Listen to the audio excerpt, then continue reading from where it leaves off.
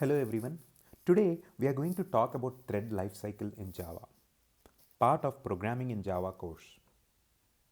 The lifecycle of a thread in Java can be divided into 4 states, that is new, runnable, running and terminated states. New state.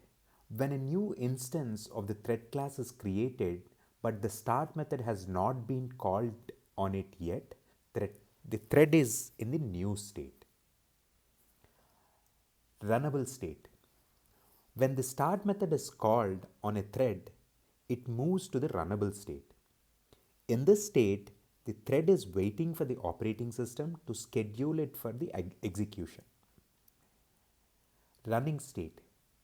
When the operating system schedules a runnable thread for execution, it enters the running state. In this state, the thread's run method is being executed.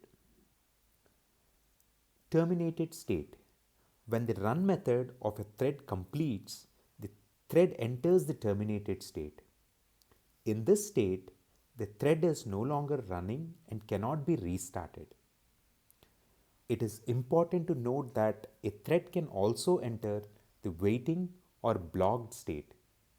When it is not running, but it is waiting for some external event to occur, such as completion of another thread or the availability of a resource before it can continue running. Hope this was helpful. Thank you for watching.